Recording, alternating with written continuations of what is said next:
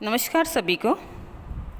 आज हम कक्षा 10 की हिंदी पुस्तक का नाम क्षितिज, पाठ 4 देव, इसके निबंधात्मक प्रश्नोत्तर करेंगे। निबंधात्मक प्रश्नोत्तर जो आपकी पाठ्य पुस्तक से संबंधित है, उसमें जो हमारा 9वां प्रश्न है कि काव्यांश के आधार पर कृष्ण के सौंदर्य का वर्णन कीजिए। काव्यांश अर्थात जो देव का जो प्रथम पद दिया गया है, जिसमें कृष्ण के सौंदर्य के बारे में बताया गया है, उसी काव्यांश के आधार पे हमें कृष्ण के सौंदर्य का वर्णन करना है। तो इसमें जो उत्तर है उस उत्तर को हम समझते हैं कि संकलित छंदों में से प्रथम छंद कवि ने श्री कृष्ण की दिव्य सौंदर्य में चित्ताकर्षक छवि को समर्पित किया। यानी कृष्ण का रूप कैसा है? दिव्य है, सौंदर्य बहुत अलौकिक है और चित्ताकर्षक यानी हृदय को आकर्षित करने वाली है।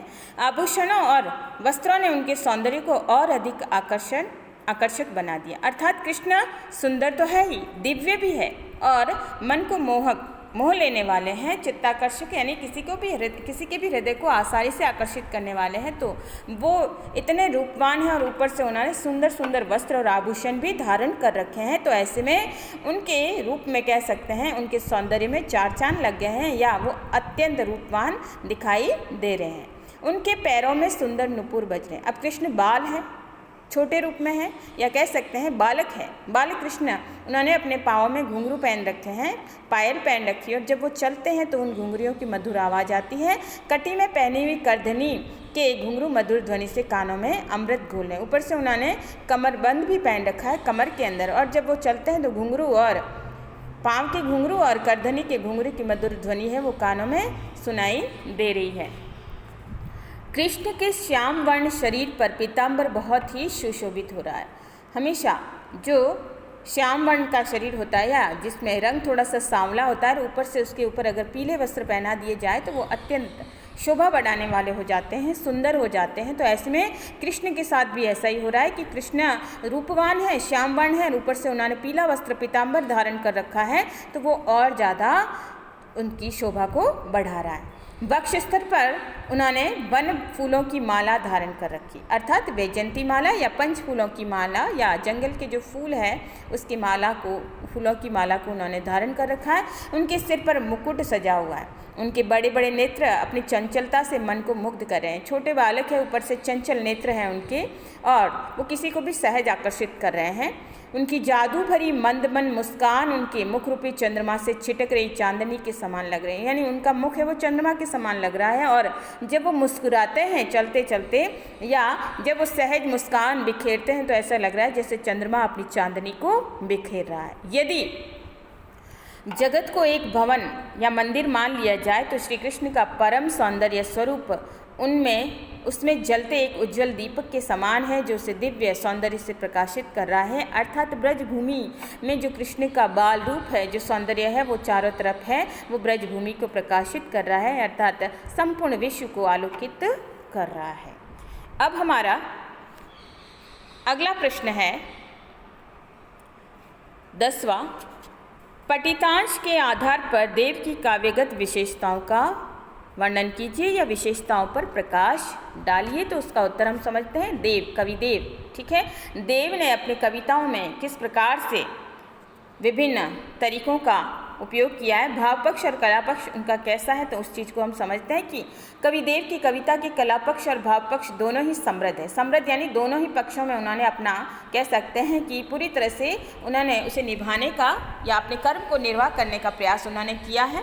उनकी प्रमुख काव्यगत विशेषताएं निम्नलिखित है। भाषा, कवि देव की कविता की भाषा सरस, मधुर, प्रभावपूर्ण और सरल ब्रज भाषा है। कि भाषा कैसी है? सरस है, यानी अच्छी, मधुर यानी मधुर लगने वाली, प्रभावपूर्ण यानी लगातार चलने वाली, और साथ में ब्रज भाषा आसानी से समझ में आने वाली। इनकी भाषा में ब्रज क्षेत्र के ठेठ शब्द, संस्कृत के तत्सम शब्द और प्राकृत भाषा के प्रयोग भी प्राप्त होते हैं। तो हमने जीवन परिचय में पढ़ा है कि उन्होंने सिर्फ ब्रज भाषा का ही प्रयोग नहीं किया, बल्कि संस्कृत और अपभ्रंश, फारसी इत्यादि शब्दों का भी प्रयोग उन्होंने किया है। शब्दों की पुनरुक्ति द्वारा कवि ने भाषा में आकर्षण और चमत्कार उत्पन्न किया है, जिसमें झहरी झहरी और घहरी घहरी ऐसे ही प्रयोग है। पुनरुक्ति यानी बार बार प्रयोग में आना या एक ही शब्द की बार बार आवृत्ति होना, बार बार होना।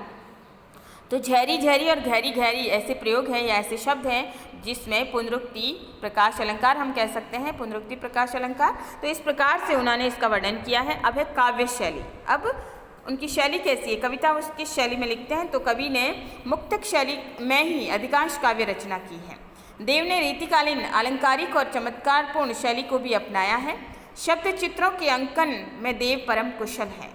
शब्द चित्रों का अंकन यानी जो काव्यखंड के जो पैराग्राफ या कह सकते हैं जो पद है उसमें दिया गया, जब हम उनको पढ़ते हैं तो हमारे सामने वैसी ही आकृतियाँ या वैसा ही हूबहू हमारे सामने शब्द चित्र सामने अंकित होने लग जाता है। पायनी नुपुर तथा झैरी झैरी छंदों में कवि ने इस विशेषता के दर्शन है वो होते हैं। तो इस तरह से जब हम इस पद को पढ़ते हैं तो हमें ऐसा लगने लगता है, हम उस चीज़ को अपने सामने महसूस करने लग जाते हैं। अब है कवि का तीसरा जो हम पॉइंट लेते हैं, छंद कि कवि ने छंदों का प्रयोग कैसे किया। तो कवि को कवित्व छंद पर असाधारण अधिकार प्राप्त है। सविया छंद को भी कवि ने सहजता से अपनाया। तो हमें ध्यान रखना है कि छंद में कवित्व और सविया दोनों छंदों को अपनाया है। अलंकार में कवि देव ने अनुप्रास, यमक, श्लेष, रूपक, उपमा आदि अलंकारों को सहज भाव से प्रयोग किया है। यानी ये सारे अलंकार भी कवि ने अपने इन पदों के अंदर प्रयोग किया है। घैरी घैरी घटा घेरी है में अनुप्रास, जागी व जगन में श्लेष, जग मंदिर में रूपक, मंद हंसी मुखचंद जुनाई में रूपक और उपमा की संयुक्त छटा देव की अलंकार प्रियता के उदाहरण है।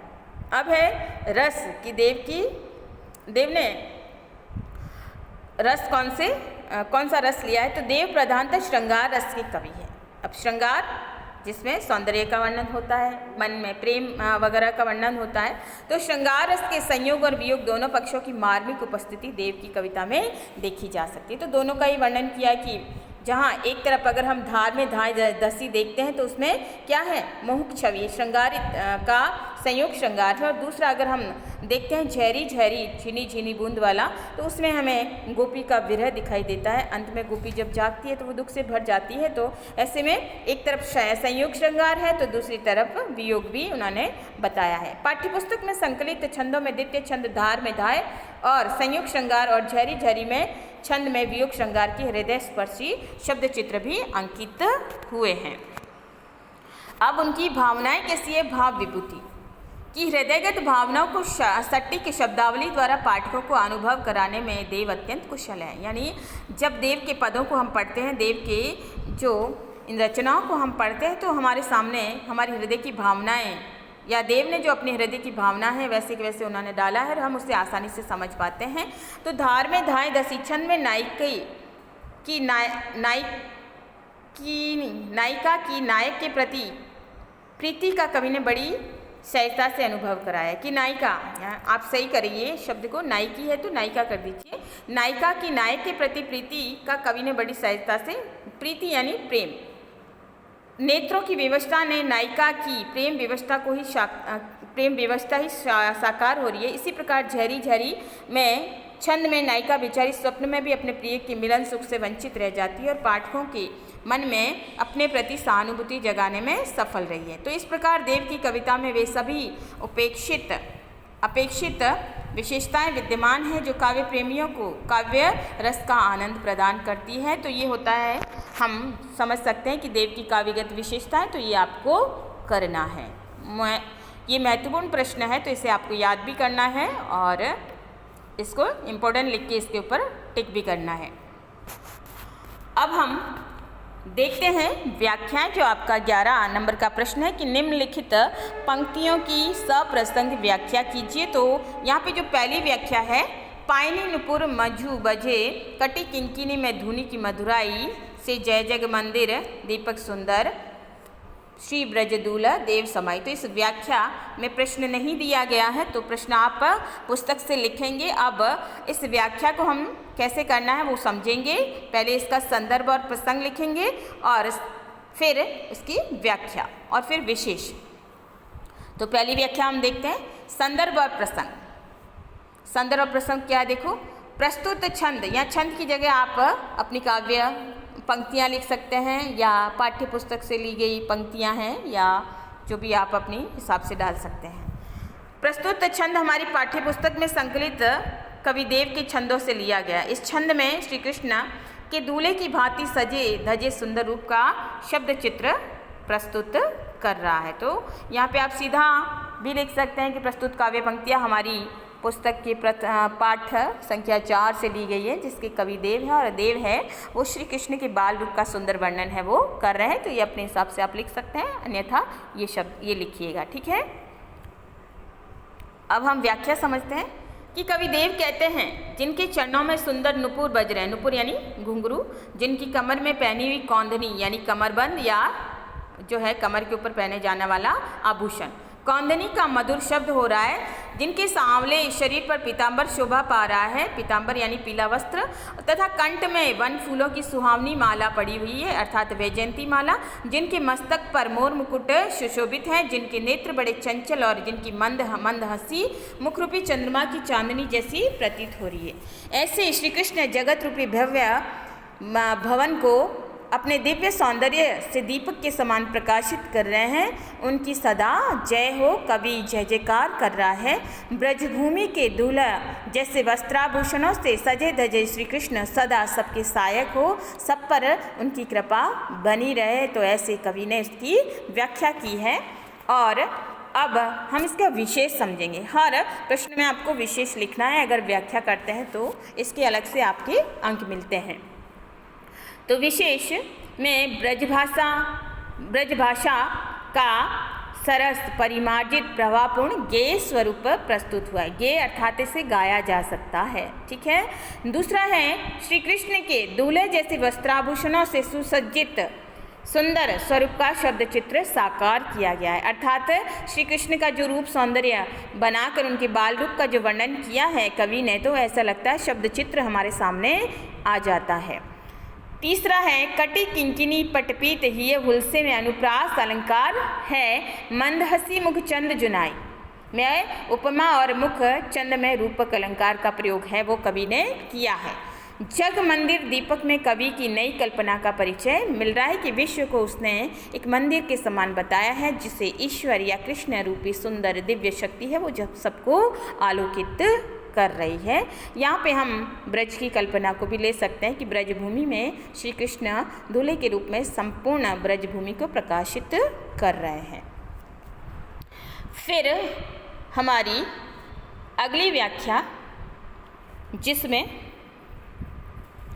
चाहती उठियोई उड़ी गई सु निगोड़ी नींद वेई छाई बूंदे मेरे आंसू हवे त्रिगन में, ये जो आपका तीसरा जो पैराग्राफ या कह सकते हैं तीसरा पद है, जिसमें झैरी झैरी झीनी वाली बूंदें पड़ती मानो उससे लिया गया है, उसमें हम पहले प्रसंग और संदर्भ को समझेंगे कि प्रस्तुत छंद हमारी पाठ्यपुस्तक में संकलित कवि देव के छंदों से लिया गया है। इस छंद में एक गोपी अपनी सखी को कृष्ण मिलन के सपने के बारे में बता रही है, जो सपना बनकर ही रह गया। सपन में श्री कृष्ण जो है वो गोपी से मिलने का एक तरह से संदेश भेजते हैं, तो उसके बारे में वर्णन किया गया है और गोपी की दशा को बताया गया है कि गोपी किस प्रकार से पहले प्रफुल्लित हो जाती है और जब उसका स्वप्न जो है स्वप्न बनकर रह जाता है तो वो दुख से भर जाती है। तो ऐसे में वो अपनी सखी से, अपनी प्रिय सखी या अपनी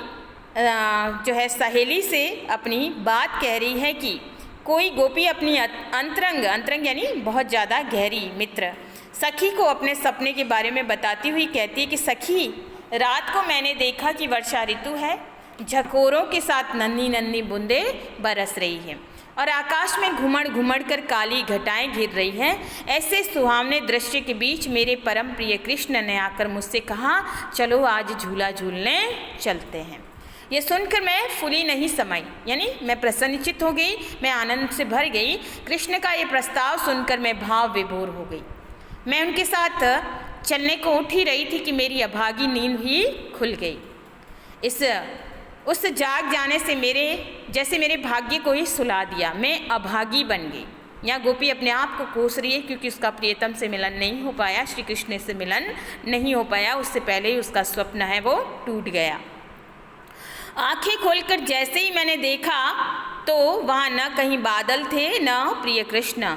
सपने में झरती बूंदे ही मेरे नेत्रों से आंसू बनकर झर रही थी। मैं अपने दुर्भाग्य पर आंसू बहा रही थी। अर्थात गोपी है वो दुख और विषाद से भर गई है, क्योंकि प्रियतम से उसका मिलन है वो नहीं हो पाया है। अब इसका विशेष हम समझेंगे कि भाषा भावानुकूल, सरस शब्दावली युक्त और प्रभावपूर्ण है। ठीक है, ये विशेष आप सभी में लिख सकते हैं जो देव से संबंधित पद है उसमें।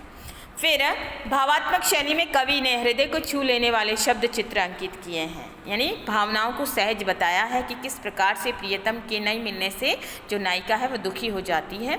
झैरी झैरी झीनी और गहरी गहरी में अनुप्रास के साथ पुनरुक्ति प्रकाश अलंकार है। पुनरुक्ति यानी शब्द का जो है आवृत्ति बार बार होना, तो अनुप्रास अलंकार है और वही पुनरुक्ति प्रकाश अलंकार है।